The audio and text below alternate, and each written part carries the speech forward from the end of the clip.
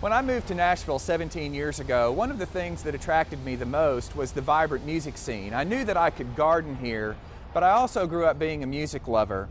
And 17 years later, we're standing in the courtyard at the Schermerhorn Symphony Center with an announcement that is pretty special.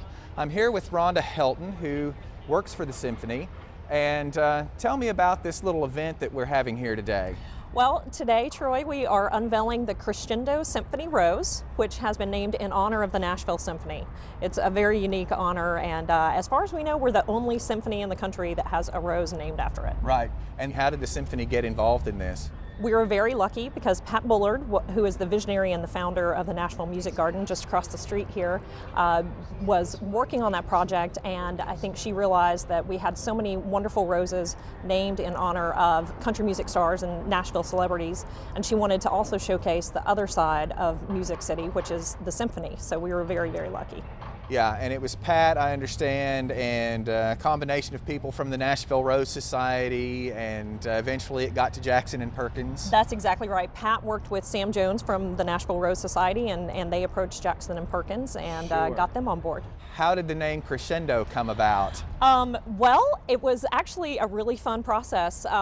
Pat and Sam sort of threw the door open to us here at the Symphony to try to come up with some ideas for the name of the rose, and there were about 5 of us who sat around in a conference room one day and came up with a list, and trying to remember, so it was about a year ago that we did this. Right.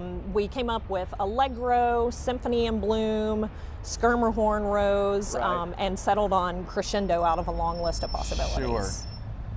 This is the hybridizer of the rose. This is Keith Zeri, who is the hybridizer for Jackson and Perkins. Keith, thanks so much for coming to Nashville. It's a great pleasure to be here. Appreciate you being here.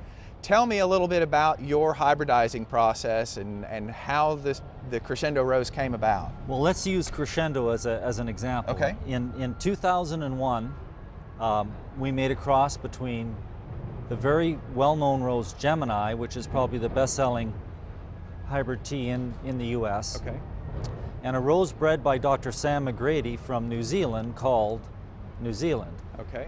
Gemini has a long stem, big, beautiful, coral and cream-shaped hybrid tea, Okay. very well known with exhibitors Right. around the United States.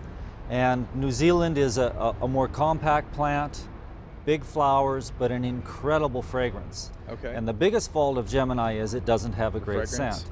Okay. So what we wanted to do was to capture the fragrance from New Zealand, get it into Gemini. The flower of the other plant. of Correct. Gemini. So we made the cross in 2001, and for the next 7 years we tested the rose around the country, over in Europe and in Asia. When you're testing roses, what all are you looking for in a great rose today? The ability to survive in a variety of climates. Mm-hmm. We would like it to grow from the west coast to the east coast, north Right. to south. So we're looking at cold hardiness, its ability to grow on its own roots, because we would prefer that over being budded. Disease resistance, fragrance, form, color, Sure. novelty. I think one of our expectations here in the Southeast is that we have a big show kind of in the spring in late April and May, and then we might not see any other blooms until October, or the blooms we see are maybe not the best. But my understanding is that this rose really has some flower power behind it also. It definitely does. It should cycle in this climate about every 50 days, and you're right, your best blooms will be the first 2 cycles and probably the last 2 cycles, because like all roses, it likes those nighttime temperatures in the 60s. That get down, yeah. It is going to be a great exhibition rose. It has that beautiful high-centered form and it spirals open. Mm-hmm. But yes, it's a very strong plant. Got a great root system, good strong canes and leaves. I think it's going to make a great garden performer.